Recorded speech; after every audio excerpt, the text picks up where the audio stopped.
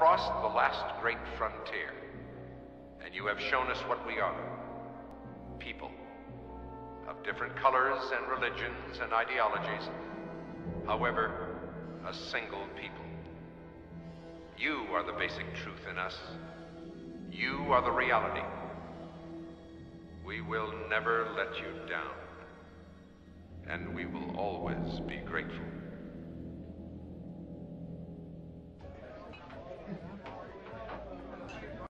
From the command module on its return to Earth. This transmission is specifically a conversation between the crew and their wives. This is the first time the crew has been close enough to Earth to make normal conversation feasible. This is Capricorn Control. Capricorn 1, this is Houston. Capricorn 1, this is Houston.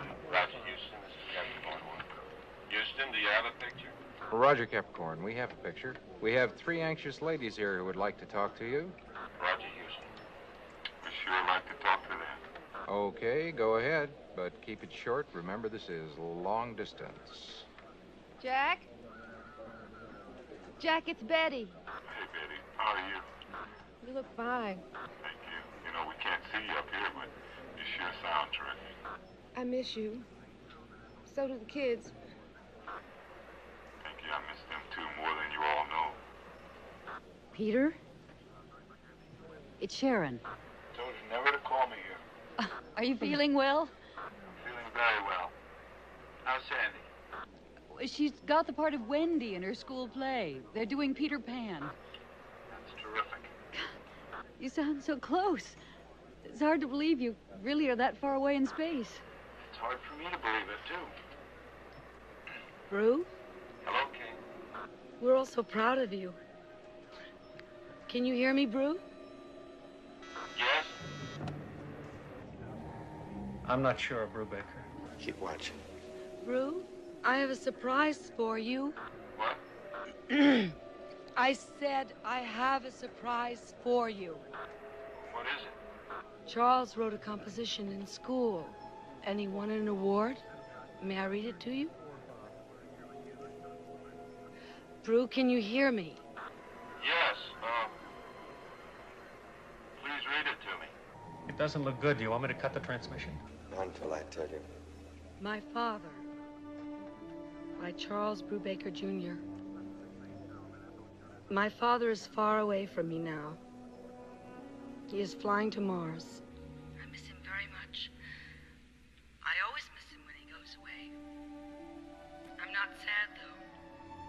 I used to be sad when he went away. One day he told me something. He said that people can't live only for themselves.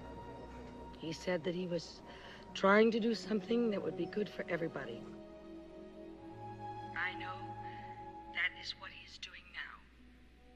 He is doing something for everybody to give them a better life.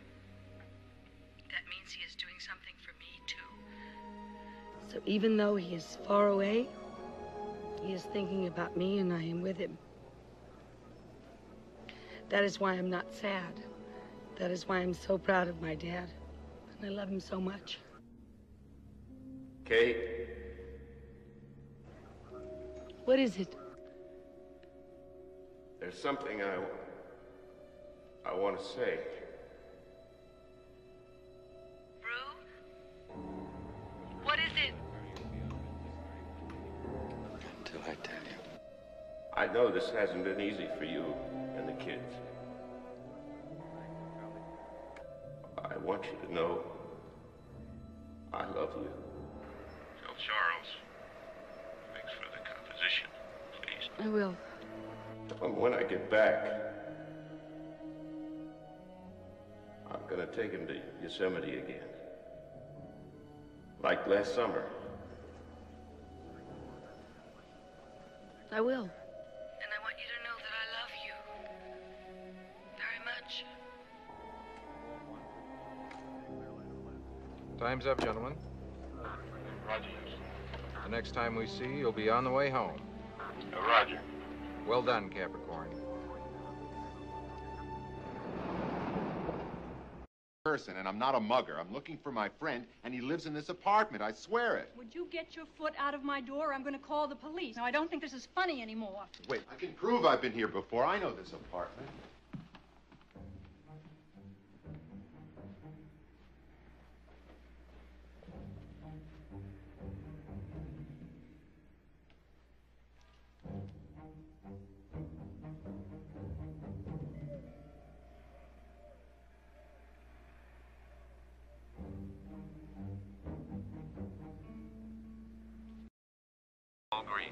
Separation thruster checklist. Separation thruster checklist. Outboard thrusters. Outboard thrusters armed. Inboard thrusters. Inboard thrusters. How are we doing? We might have a slight problem, sir. What is it? They're a little bit off target. How far off?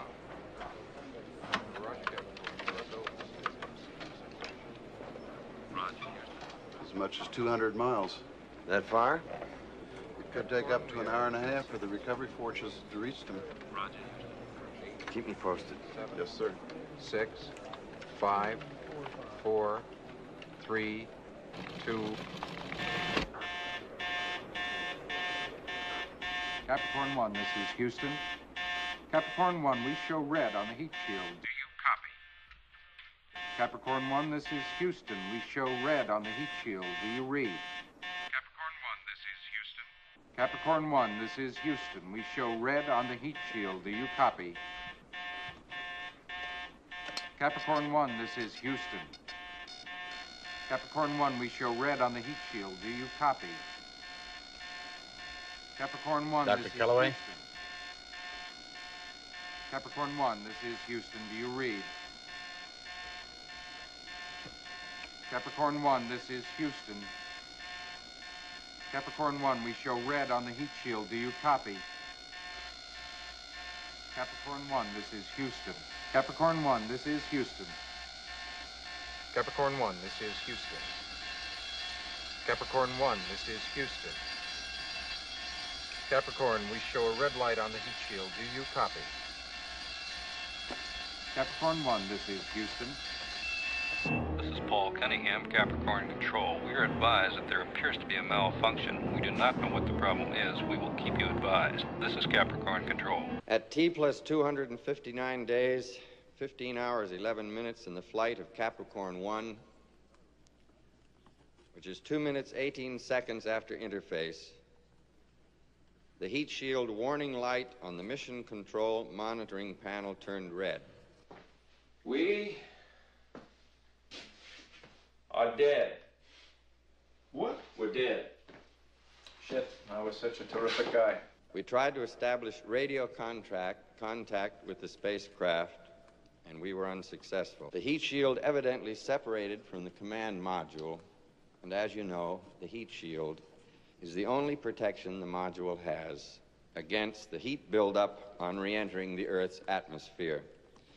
The spacecraft disintegrated within 12 seconds after the loss of the heat shield. I cannot adequately describe how we feel. These men were an integral part of a family here in the program. That is the end of my statement. Have you spoken to the families? Yes. When was the last time the heat shield was checked? All during the re-entry phase, there were a series of status checks. All of them gave us every indication the shield was in place. No, I have not spoken to the President yet, but I'm sure I will very soon. I'd like to say that the President has been a constant source of encouragement to all of us in the program. This mission meant as much to him as it did to us. Do you think this will end the manned space program? I don't know. You can't reach that far without stumbling somewhere along the way. That doesn't mean that your goal isn't worthwhile. So many people have given so much. In 1967, we had the Apollo 1 fire, but we didn't just give up, even though we were crushed. We went on, as they would have wanted us to. Now, these three remarkable men have given their lives in an effort to widen the horizons of their species. They died striving for a goal.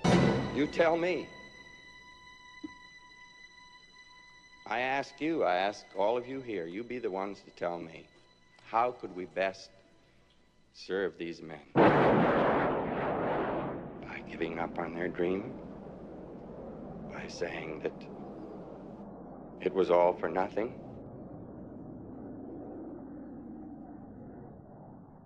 You give me the answer. Baker, Mrs. Willis, Mrs. Walker, my fellow Americans, I come here today to talk of unfinished hopes and of unfulfilled dreams. Charles Brubaker, Peter Willis, and John Walker left this earth for their dream a little more than 8 months ago. They were never able to return to us. Their dream was able to grow and flourish because of the support of millions of citizens all across America. At a time when cynicism was a national epidemic, they gave us something to take pride in. It is a dream that should not be allowed to die. A nation is built on the spirit of its people. The test of greatness of any nation is how that nation pulls together in a time of crisis. The only limits on what we can achieve are the limits we place on our hopes. These three men reminded us of the limitlessness of our hopes. There was a moment these past few days when we were all one people. We were all hoping. We were all a little bit taller, a little bit prouder. We were all feeling the same fears and the same exhilaration. These three men brought us together. We knew together that there are no goals we cannot reach if we just reach for them together. There is no adequate way in which we can express our gratitude to the men themselves because they are no longer among us. However, we can serve their memory, what they stood for.